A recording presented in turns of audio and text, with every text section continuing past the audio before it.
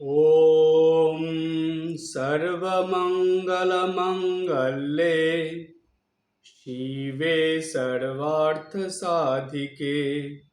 शरण्ये त्र्यम्बके गौरी नारायणी नमोऽस्तुते। জগজ্জননী আদ্যাশক্তি দেবী ভগবতী চরণে আভূমি লুণ্ঠিত প্রণাম জানাই। শ্রী শ্রী দেবী ভাগবত মহাপুরাণ কথা, এই পুরাণ কথা আলোচনার যে ধারা চলছে, সেই ধারায় আমরা একে একে দেবী ভাগবতের বিভিন্ন গুরুত্বপূর্ণ ঘটনা বা বিশেষ ঘটনাগুলো জানছি এবং সেই সঙ্গে আমাদের এই ক্লাসের উদ্দেশ্য হলো যে সেই জগজ্জননী দেবী ভগবতী যিনি এই কলিযুগে সারদা রূপে এসেছিলেন, তার যে লীলা, তার যে জীবনের ঘটনা, সেগুলোর সঙ্গে আমরা মিল খুঁজে নিচ্ছি। আজ দেবী ভাগবত মহাপুরাণ থেকে এমন একটা ঘটনা আলোচনা করব, যেই ঘটনার সঙ্গে আমরা সেই যে দেবী যিনি সারদা জননী হয়ে এসেছিলেন, তার জীবনের ঘটনার সঙ্গে মিল খুঁজে নেব। আজ যেই প্রসঙ্গটা আলোচনা করব, সেই প্রসঙ্গটার নাম হলো জগজ্জননীকে আন্তরিকভাবে ডাকার মাহাত্ম্য কথন। এই যে ডাকা, মাকে বা জগজ্জননীকে বা দেবী ভগবতীকে ডাকার যে পদ্ধতি, সেটা বেশিরভাগ মানুষই এটা চিন্তা করেন বা বোঝেন যে মায়ের একটা নাম ধরে সমানে উচ্চারণ করা বা জপ করা বা সেই নামটা সবসময় স্মরণ মনন করা, এইটাকেই বলা হয় যে মাকে ডাকা। কিন্তু জানেন, আমাদের শাস্ত্রে আছে যে না, এই ধারণাটা সম্পূর্ণ ঠিক নয়। ঈশ্বরকে ডাকা বা ভগবানকে ডাকা বা জগজ্জননীকে ডাকা, এর পদ্ধতি অনেক রকমের আছে।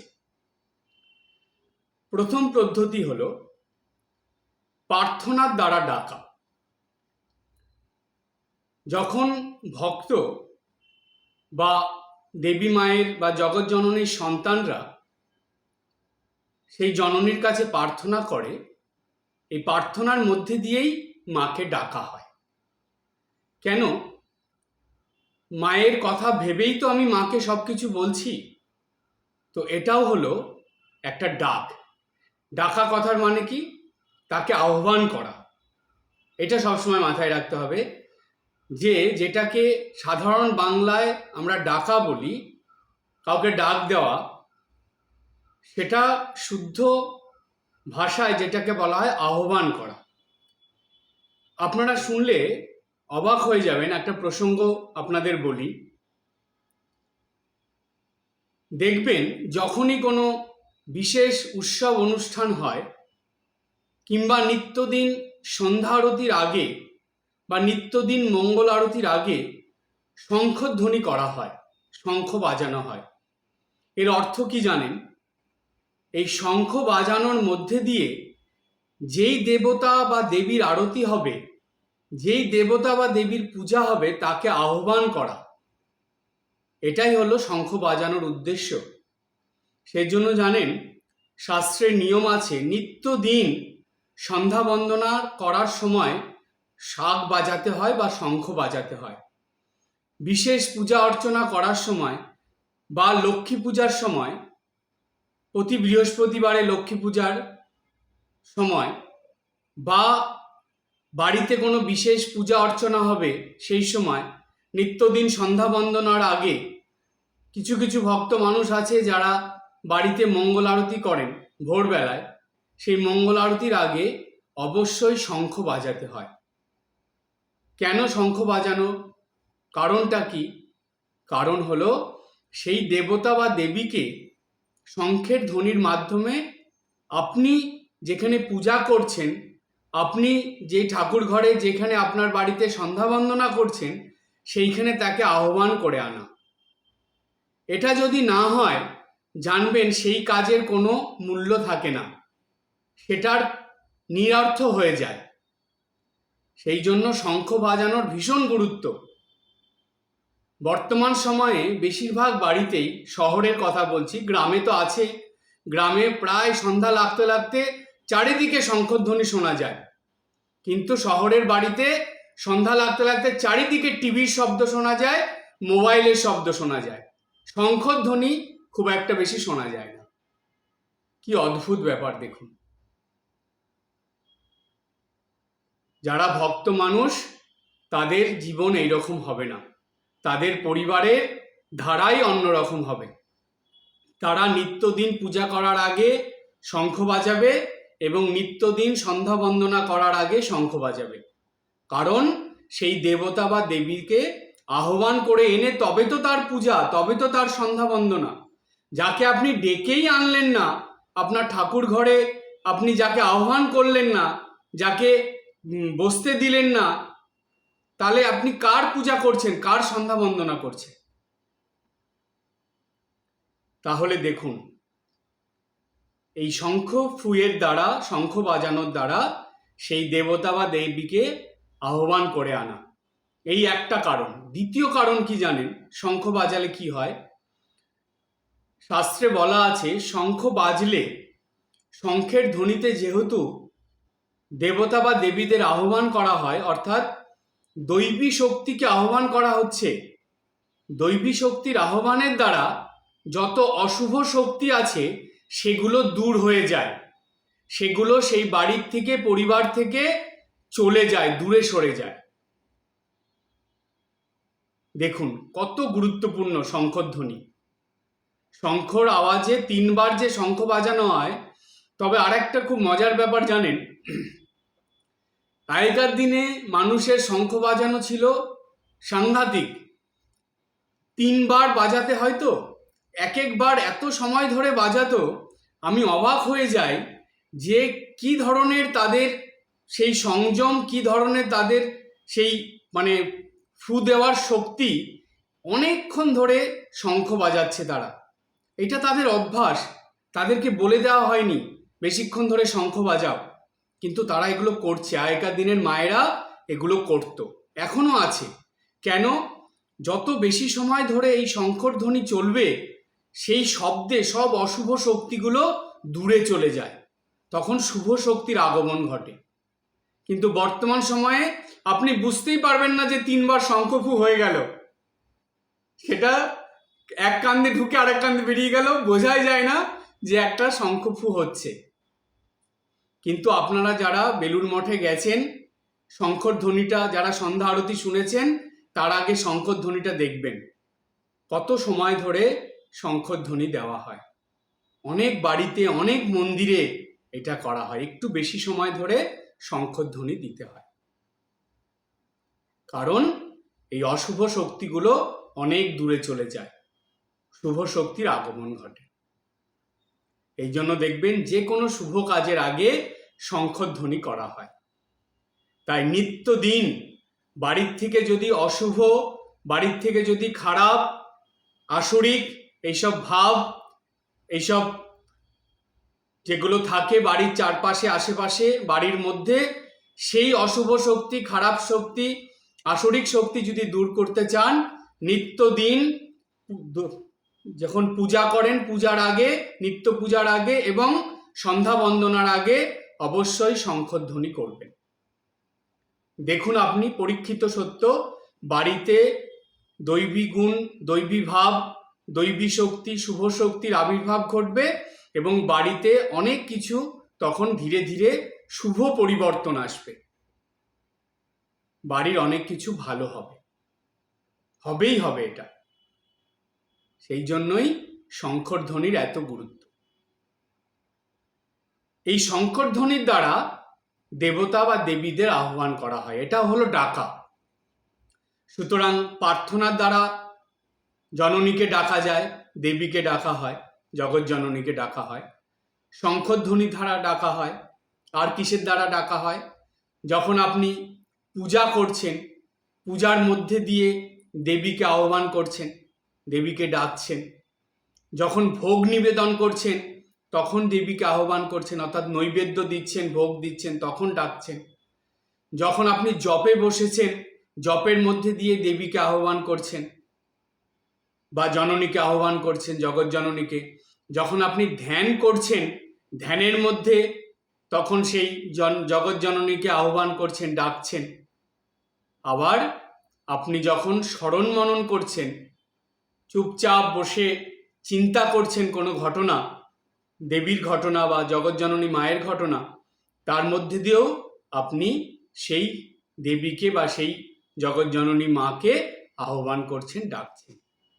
তাহলে দেখুন নিত্যদিন কত রকম ভাবে একজন ভক্ত বা একজন মাতৃ সন্তান তার মাকে ডাকতে পারে। আবার দর্শনের দ্বারাও মাকে ডাকা যায়। আচ্ছা, আপনারা ভাবুন তো, ছোটবেলায় গর্ভধারিণী মায়ের কথা ভাবুন, সবসময় কি মাকে চিৎকার করে ডাকতে হতো? আপনি কিছু করতে করতে মায়ের দিকে তাকিয়েছেন, মা কিন্তু ঠিক বুঝতে পেরে গেছে, মা তখন কাজ ছেড়ে দিয়ে বা যা করছিল সেটার থেকে সঙ্গে সঙ্গে আপনার কাছে চলে আসলো। ধরুন অসুস্থ হয়ে আপনি পড়ে আছেন, কথা বলতে পারছেন না, মায়ের দিকে তাকালেন, মা আপনাকে দেখেই সঙ্গে সঙ্গে আপনার কাছে চলে আসলো, এসে জিজ্ঞেস করছে কিছু লাগবে, কিছু চাই। তাকানোর দ্বারা মাকে আপনি ডেকে নিচ্ছেন। তাহলে দর্শনটা কেমন দেখুন। সুতরাং আমরা দেবীকে ভালোভাবে দর্শনের দ্বারাও তাকে ডাকতে পারি। কত রকম পদ্ধতি আছে দেখুন মাকে ডাকার, জগৎ জননী মাকে ডাকার। তবুও মানুষ সারাদিনে সময় পায় না একবার মাকে ডেকে তার কাছে আনার, তার বাড়িতে আনার, বা মাকে আহ্বান করে তার জীবনে আনার। কারণ অনেক মানুষ জানে না, আবার অনেক মানুষ জেনেও সেটা করে না। সুতরাং আজকের থেকে এটা খুব ভালোভাবে মাথায় ঢুকিয়ে রাখুন, মনের ভিতরে এটা লিখে নিন যে কত রকম ভাবে আমরা সারা দিনে যাই করি না কেন, যত কাজের মধ্যে থাকি না কেন, যত ব্যস্ততার মধ্যে থাকি না কেন, আমরা এত রকম ভাবে জগৎ জননী মাকে আমাদের কাছে ডাকতে পারি, আহ্বান করতে পারি। এবার কেউ যদি বলে যে আমার সময় হয় না, আমি ডাকতে পারি না, আমি সময় করে উঠতে পারি না, জানবেন এত বড় মিথ্যে কথা আর জীবনে কখনো আপনি শোনেনওনি, আর এটা কেউ বলেওনি। সুতরাং মাকে ডাকার অনেক পদ্ধতি শাস্ত্রে বলা আছে, সেগুলোর মধ্যে থেকে যতগুলো সহজ, যেগুলো নিত্যদিন যে কোনো ভক্ত, যে কোনো মাতৃ সন্তান তার জীবনে করতে পারে, সেগুলো আপনাদের বললাম। মাকে ডাকার এত পদ্ধতি, এত রকম ভাবে মাকে ডাকা যায়।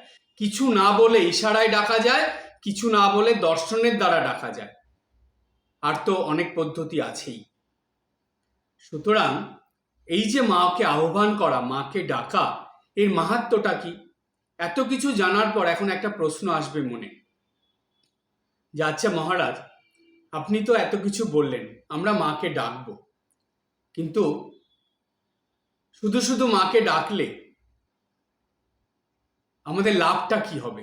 কলিযুগের মানুষ তো আমরা, লাভ ক্ষতি ছাড়া তো বিচার না করে তো আমরা কোনো কাজ করব না।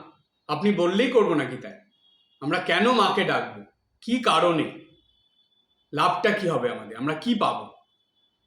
সেই প্রসঙ্গ দেবী ভাগবত মহাপুরাণে খুব সুন্দর একটা কাহিনীর মধ্যে দিয়ে বলা আছে। এবার সেই কাহিনীর মধ্যে আসছি।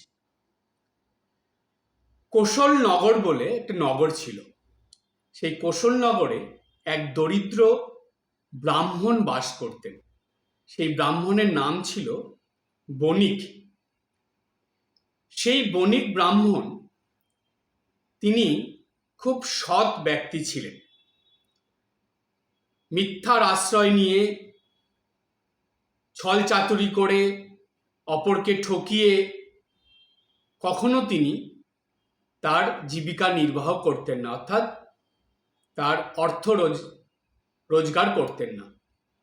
তিনি সৎ পথে যতটা তার দ্বারা সম্ভব তিনি ততটুকুই অর্থ রোজগার করতেন।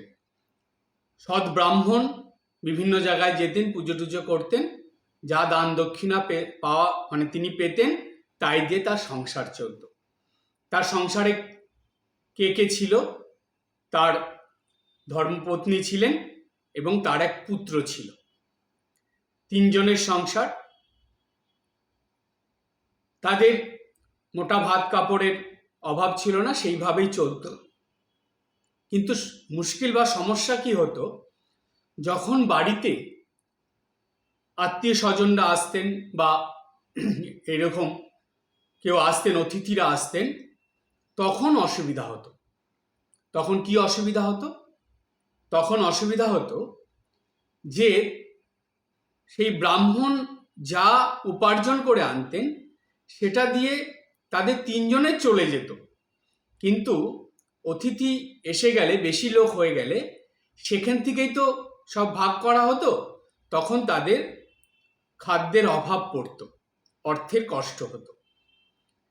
একবার এরকম তার বাড়িতে অতিথি এসেছে, তারা কয়েকদিন ছিল, তারপরে যখন গেছে তখন সেই ব্রাহ্মণের এতটাই আর্থিক কষ্ট হলো যে তাদের 2 দিন 3 দিন প্রায় না খেয়ে থাকতে হলো।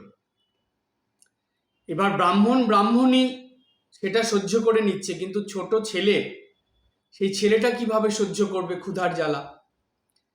সেই ছেলেটা তখন খিদার জ্বালায় 2 দিন হয়ে গেছে, 3 দিনের দিন সে খুব কাঁদছে, খিদার মানে তার খিদে পেয়েছে বলে সে ব্রাহ্মণীর কাছে গিয়ে ভীষণ কান্নাকাটি করছে।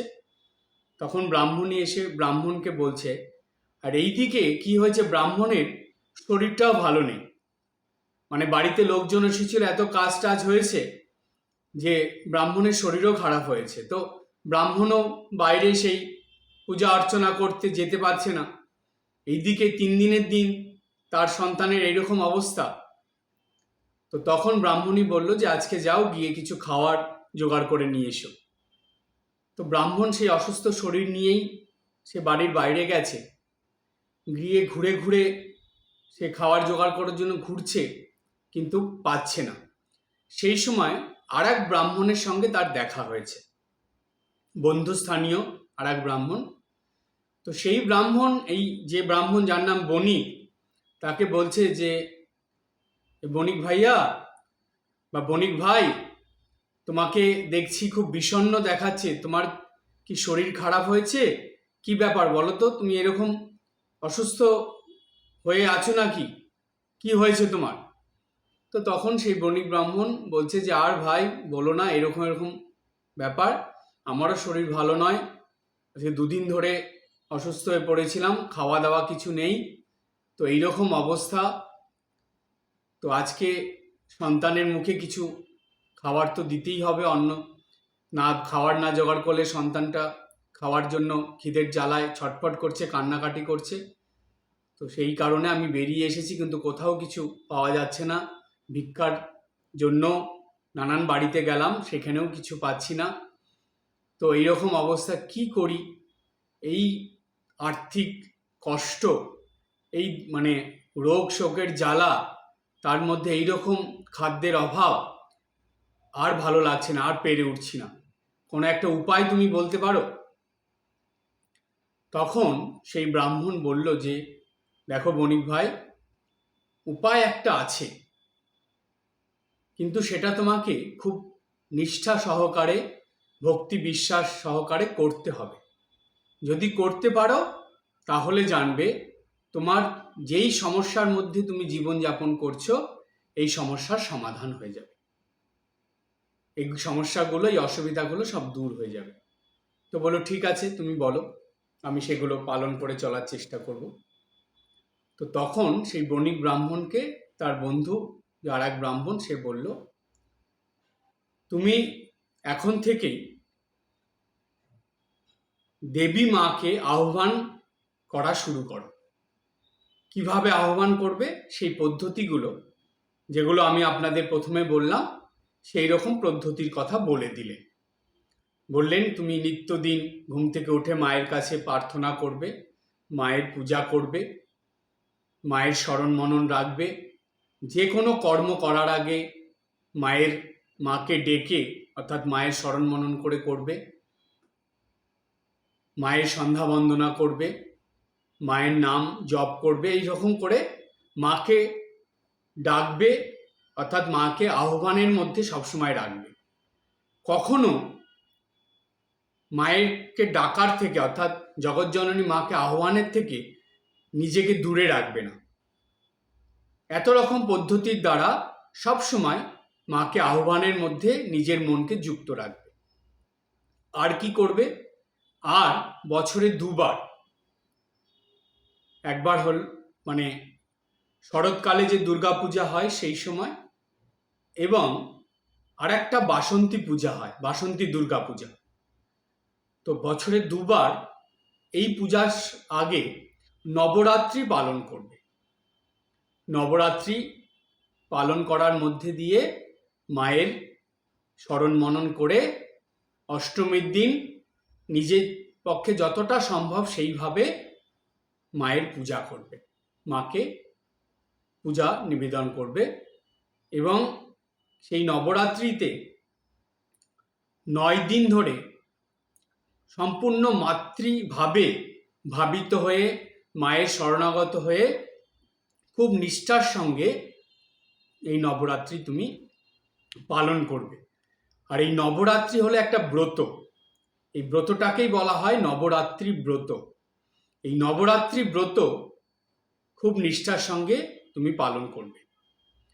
দেখো, তোমার যা যা অসুবিধার মধ্যে তুমি আছো, মায়ের কৃপায় সেগুলো খুব তাড়াতাড়ি তোমার সেই অসুবিধাগুলো দূর হয়ে যাবে, সব সমস্যার সমাধান হয়ে যাবে, মা তোমার সব ঠিক করে দেবেন। তো তখন ব্রাহ্মণ বলল যে ঠিক আছে, আপনি যেটা বললেন আপনার কথা শুনে আমি সেটাই করব। তো সেই বণিক ব্রাহ্মণ সেইভাবে করবেন বললেন।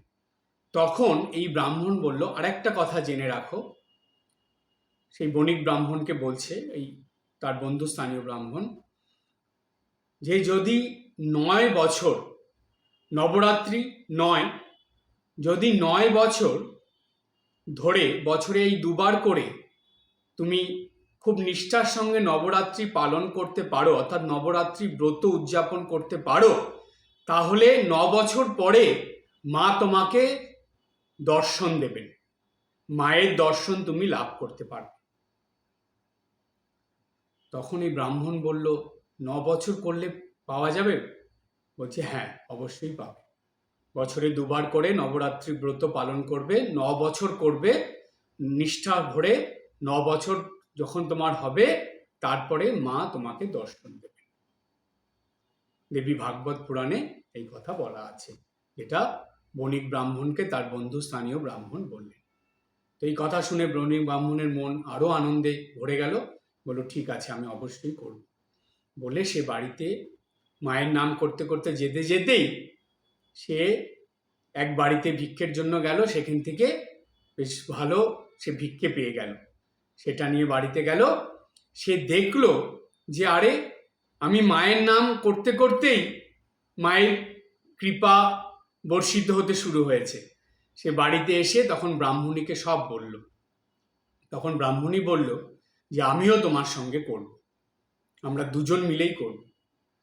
তো যখন তারা এই নিত্যদিন মাতৃ আহ্বান শুরু করে দিল, এবং সময়ে যখন আসলো নবরাত্রি ব্রত শুরু করলো, সেই ব্রাহ্মণের সব অভাব দূর হয়ে সেই ব্রাহ্মণ মাতৃকৃপায় সুখে স্বাচ্ছন্দ্যে হাসি খুশি আনন্দে তার দিন যাপন হতে লাগলো। তখন আর যে আর্থিক কষ্ট, খাদ্য কষ্ট যা যা ছিল, সেগুলো মায়ের কৃপায় সব দূর হয়ে গেল। তাদের সুখ শান্তি আনন্দ ফিরে আসলো, এবং মা সব তাদের কৃপা করে আশীর্বাদ করে তাদের জীবনকে সম্পূর্ণ পরিবর্তন করে দিলেন। তো দেবী ভাগবত পুরাণে এটাই আছে যে জগৎ জননীকে ডাকার মাহাত্ম্য কথনে এই কাহিনীটা আছে। সুতরাং এই কাহিনীর সূত্র ধরে এবার আমরা সেই যে জগৎ জননী যিনি সারদা জননী হয়ে এসেছিলেন তার জীবনের মধ্যে যাব। এই যে দেবী ভাগবত মহাপুরাণের প্রসঙ্গটা আমরা জানলাম, তো মাকে ডাকার অর্থাৎ জগৎ জননীকে ডাকার যে মাহাত্ম্য কথন সেটা আমরা শুনলাম এটা কাহিনীর মধ্যে দিয়ে। এবার আমরা দেখব যে জগৎ জননী শ্রীমা সারদা দেবীর জীবনে এই ঘটনা কিভাবে আজ বর্ণিত আছে।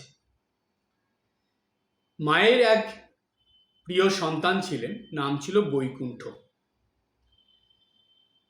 বৈকুণ্ঠ মাঝে মাঝেই মার কাছে আসতেন এবং 2-3 দিন বা কয়েকদিন থেকে মায়ের কাছে কাজ টাজ করে মায়ের সেবা করে আবার বাড়িতে ফিরে যেতেন।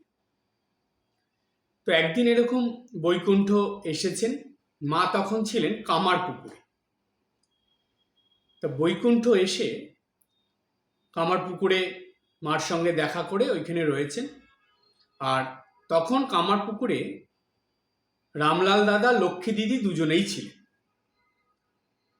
তো বৈকুণ্ঠ যেদিন এসেছিলেন মার কাছে, তার পরের দিন তো মাকে যখন প্রণাম করতে গেছেন, মার সঙ্গে কথা হচ্ছে, মাকে প্রণাম করার পরেই সঙ্গে সঙ্গে মা জিজ্ঞেস করলেন, বৈকুণ্ঠ তুমি বাড়ি কবে যাবে, অর্থাৎ বাড়ি কবে ফিরে যাবে?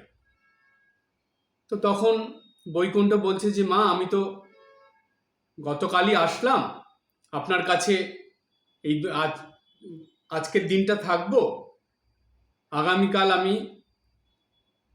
বেলুড় মঠ যাব, বেলুড় মঠ দেখিনি, বেলুড় মঠ দেখে তারপরে বাড়ি ফিরব।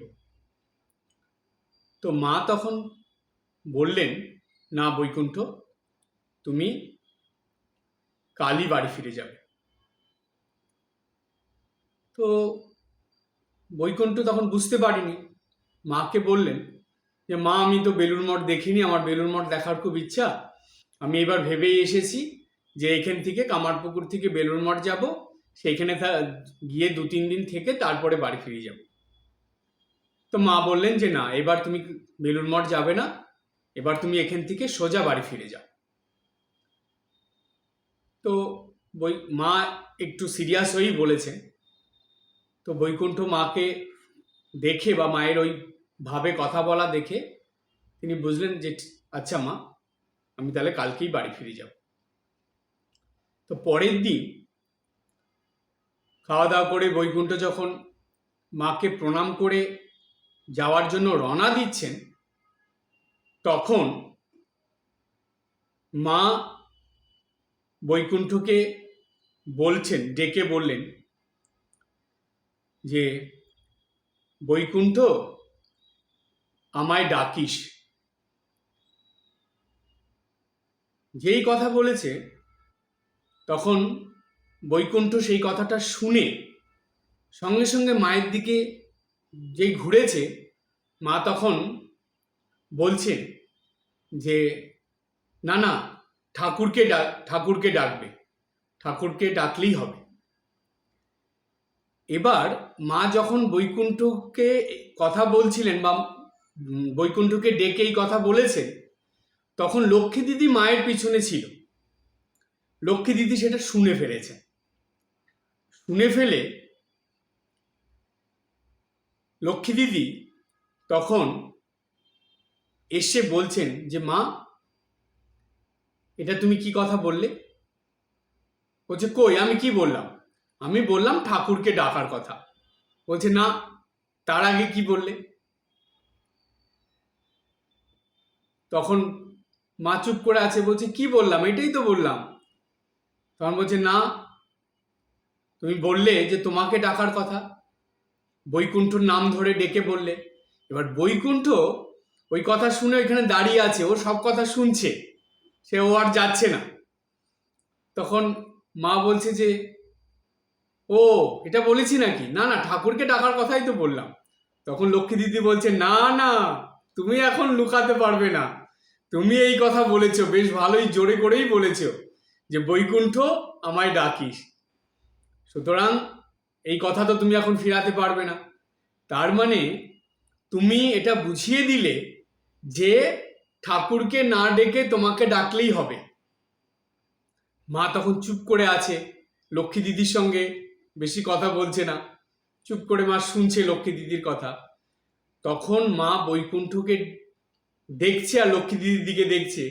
এবার লক্ষ্মী দিদি বৈকুণ্ঠকে ডেকে বলছে যে, বৈকুণ্ঠ, এই প্রথম মা নিজে মুখে তাকে ডাকার কথা বললেন।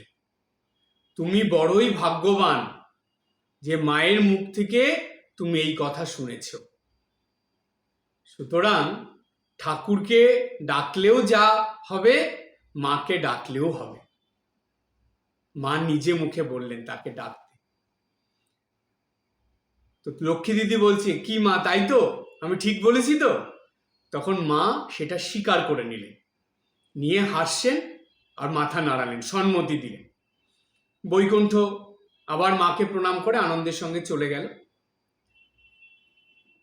এই যে মা যে কথাটা বলেছিলেন, নিশ্চয়ই কিছু বুঝে নিয়ে তো বলেছিলেন যে বৈকুণ্ঠ আমায় ডাকিস, আর বৈকুণ্ঠকে বাড়ি পাঠিয়ে দিলেন তাড়াতাড়ি। বৈকুণ্ঠ সারা রাস্তা চিন্তা করতে করতে আসছে যে কি ব্যাপার, মা আমাকে কোথাও যেতে না দিয়ে সোজা বাড়িতে এসে যেতে বললো, আমি বাড়ি ফিরে যাচ্ছি। তারপরে মা আমায় বলল যে তাকে ডাকার কথা, নিশ্চয়ই কোনো ব্যাপার আছে, মা তো এমনি এরকম করবে না, এই কথা বলবে না, মা তো আগে কখনো এরকম বলেনি। তখন বৈকুণ্ঠ বাড়ি এসে দেখছে যে তার বাবা ভীষণ অসুস্থ, তার বাবার স্ট্রোক করেছে, বিছানায় শয্যাশায়ী হয়ে গেছে। এটা মা আর বৈকুণ্ঠকে বলেনি, কিন্তু বলল তুমি তাড়াতাড়ি বাড়ি ফিরে যাও। আর আমায় ডাকিস মানে জানে যে ছেলে সন্তান বাড়িতে গিয়ে বিপদে পড়বে, সেই জন্য মা আগের থেকে বলে দিলেন যে তাকে ডাকার কথা। মা জানতেন যে সন্তানের বিপদ। বৈকুণ্ঠ গিয়ে সব বুঝতে পারলেন। তখন দু চোখ বেয়ে সমানে বৈকুণ্ঠর জল পড়ছে এবং সে মনে মনে ভাবছে যে জগৎজননী কৃপাময়ী মা, তিনি আমায় পথ দেখিয়ে দিলেন তার এই ঘোর বিপদে। কেননা বৈকুণ্ঠর আর্থিক অবস্থাও তেমন ভালো ছিল না এবং তার বাবাকে সে ভালো দেখে গিয়েছিল। সে ফিরে এসে যে বাবাকে দেখছে এইরকম অবস্থা, ঘোর বিপদের মধ্যে। তো এখন তার বাবার এই বিপদ, আর্থিক অবস্থাও ভালো নয়, নানা রকম বিপদের মধ্যে, অসুবিধার মধ্যে বৈকুণ্ঠ পড়েছে। তখন একমাত্র সম্বল মাতৃনাম, মাকে ডাকা। দেখুন, জগৎজননী মা এই ঘটনার মধ্যে দিয়ে একটা শিক্ষা দিয়ে দিলেন আমাদেরকে, যে আমরাও যেন যখনই আমাদের কোনো বিপদ হবে, সমস্যা হবে, যখনই আমরা অসুবিধার মধ্যে পড়ব, সেই সময় যেন অবশ্যই মাকে ডাকি। সেই সঙ্গে মায়ের সন্তান হয়ে আমি বলবো, আমরা যেন স্বার্থপর না হয়ে যাই। শুধু বিপদে অসুবিধায়, আমার সমস্যায় আমি মাকে ডাকবো, আর যখন বিপদ অসুবিধা সমস্যা থাকবে না, তখন মায়ের দিকে ফিরেও তাকাবো না, মায়ের কথা ভাববো না, মাকে ডাকবো না। এই রকম স্বার্থপর সন্তান যেন আমরা কখনো না হই। আমরা যেন সুখে দুঃখে, আপদে বিপদে, আনন্দে নিরানন্দে, সমস্যা ছাড়া সর্বদা সবসময় যেন এই মাকে ডাকার অভ্যাস তৈরি করি।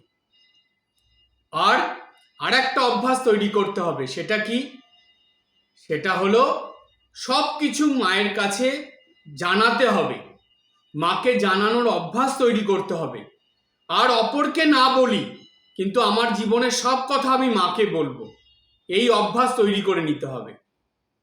এবং সেই সঙ্গে আর একটা অভ্যাস করতে হবে, তিনটে জিনিস। প্রথম, মাকে ডাকতে হবে নানা রকম পদ্ধতির দ্বারা, নানা রকম ভাবে মাকে ডাকা, এই রকম অভ্যাস করে নিতে হবে প্রথম। দ্বিতীয়, যা কথা সব মাকে বলবো সেই অভ্যাস তৈরি করে নিতে হবে। তৃতীয়, আর একটা অভ্যাস তৈরি করতে হবে। সেইটা কি? দারুণ প্রসঙ্গ এটা, সেই প্রসঙ্গের মধ্যে আসবো। আর একটা গুরুত্বপূর্ণ প্রসঙ্গ হলো যে যখন আমাদের কিছু প্রয়োজন হবে, অর্থাৎ এমন কিছু যেটা আমাদের জীবনকে উন্নতির দিকে নিয়ে যাবে, ভালোর দিকে নিয়ে যাবে, এই রকম কিছু যখন আমাদের দরকার হয়, বিশেষ করে এটা আধ্যাত্মিক ক্ষেত্রে বা জাগতিক ক্ষেত্রে, সেই প্রয়োজনীয় দরকারি জিনিস যেন আমরা মায়ের কাছে চাই। এখন প্রশ্ন আসবে মনে যে আচ্ছা মহারাজ, ঠাকুর তো একটা কথা বলেছিলেন যে এইরকম চিৎহাত করে চাওয়ার কথা, এই চাওয়া জিনিসটা আমরা যেমন ঠাকুরের কথা থেকে পাই, মাও তেমন বলেছেন যে ভগবানের কাছে বা দেবদেবীদের কাছে যে নির্বাসনা চাইতে হয়, ভক্তি বিশ্বাস চাইতে হয়, এগুলো তো এই চাওয়া, এই ব্যাপারটা অনেকেরই ভালো লাগে না। তো মার কাছে এরকম কিছু চাওয়া কি ঠিক হবে? ঠিক এইরকমই একটা প্রসঙ্গ বা ঘটনা আমরা শ্রী মায়ের জীবনে পাই। মায়ের উপর নির্ভরশীল, মায়ের খুব প্রিয় একজন সন্তান বা মায়ের এক ভক্ত, তিনি মায়ের কাছে এসে রয়েছেন মায়ের সঙ্গে কথা বলতে বলতে। তো তিনি মাকে বলছেন যে আচ্ছা মা, কারো কাছে কিছু চাওয়া কি ভালো? তখন মা সেই সন্তানের দিকে তাকিয়ে আছে।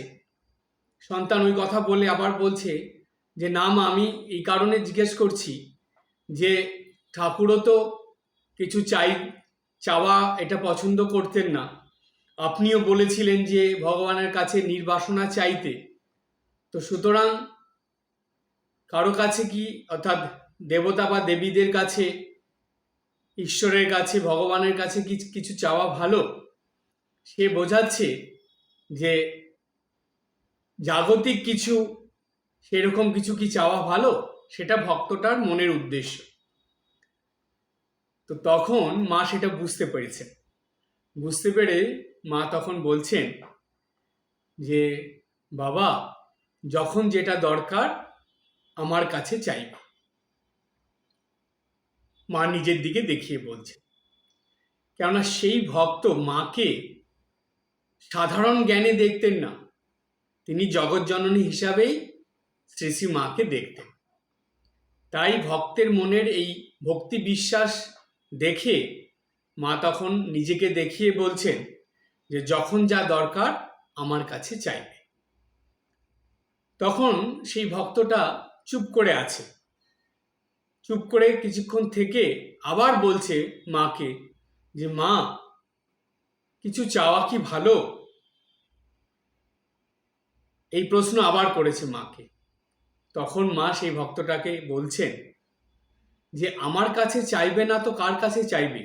আমি যে মা, তো মায়ের কাছেই তো চাইবে। তখন ভক্তটা সেটা মেনে নিল, বলে আচ্ছা মা। দেখুন, ছোট্ট একটা ঘটনা, কত বড় শিক্ষা দেখুন। আমরা, অর্থাৎ বেশিরভাগ মানুষরা, বিশ্বাসের অভাবের জন্য তারা এদিক ওদিক চাইতে শুরু করে। কিন্তু জিনিস সব কিছু দেওয়ার কর্ত্রী যিনি, যার ইচ্ছাতে সব গড়ছে, সব নষ্ট হচ্ছে, যার ইচ্ছাতে সৃষ্টি হচ্ছে, যার ইচ্ছাতে স্থিতি, যার ইচ্ছাতে বিনাশ, যার কাছ থেকে সব কিছু আসছে, আমরা সেই জগৎজননী মাকে ছেড়ে,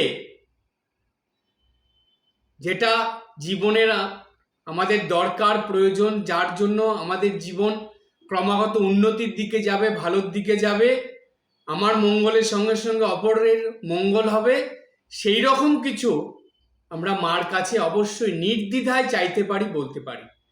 কিন্তু তার জন্য মায়ের উপর সম্পূর্ণ বিশ্বাস থাকতে হবে। আর কি করতে হবে?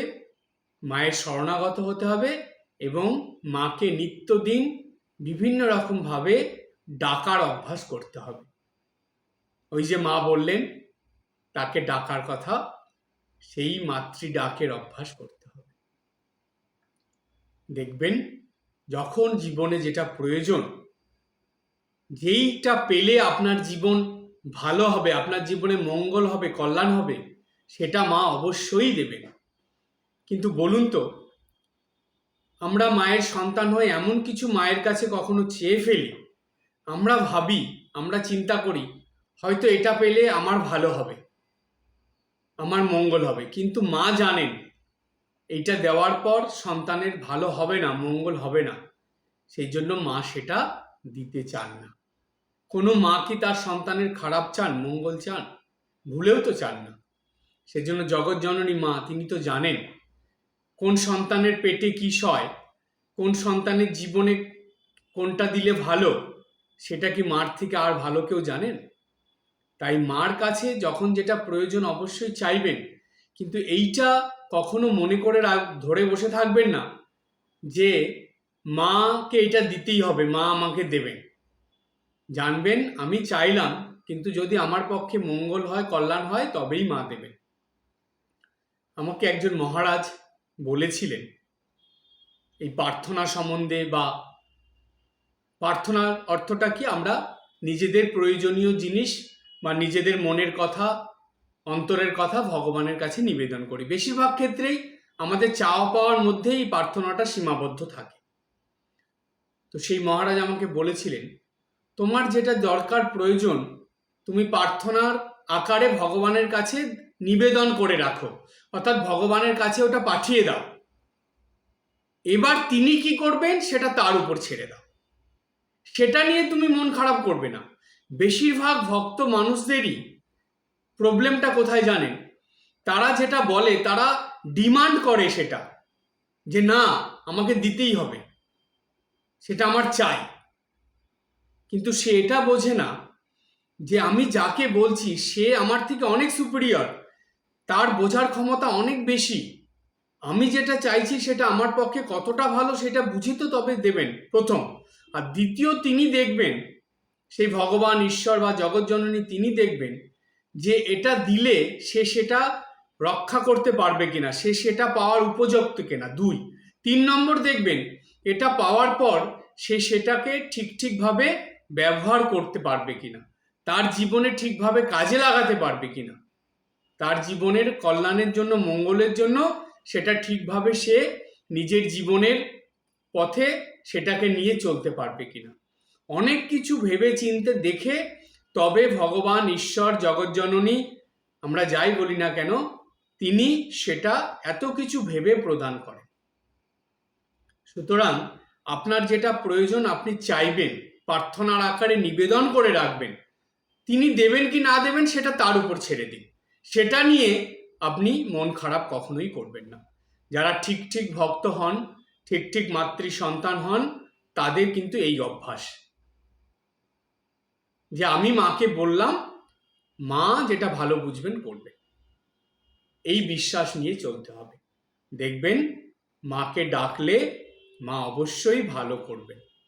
কারণ কুসন্তান যদি বা হয়, কুমাতা কখনোই নয়। আর তিনি তো জগৎজননী, তার কাছে সব সন্তানের মঙ্গল, কল্যাণ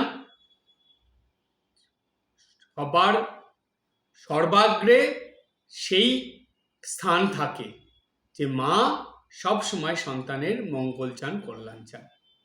সেই জন্য আমাদের নিত্যদিন ঘুম থেকে উঠে এবং ঘুমানো পর্যন্ত, ভোর থেকে রাত পর্যন্ত, যেন আমরা মাকে ডাকার অভ্যাসের মধ্যে দিয়ে দিন যাপন করতে পারি। তবেই দেখবেন যেখানে মায়ের নাম সেখানেই আনন্দধাম। সেটা আপনার হৃদয়েও আনন্দধাম এবং আপনার বাড়িতেও আনন্দধাম অবশ্যই হবে। আজকে এই পর্যন্ত।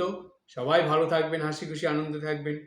ওম শান্তি শান্তি শান্তি। হরি ওম তৎসৎ। শ্রীরামকৃষ্ণার্পণমস্তু।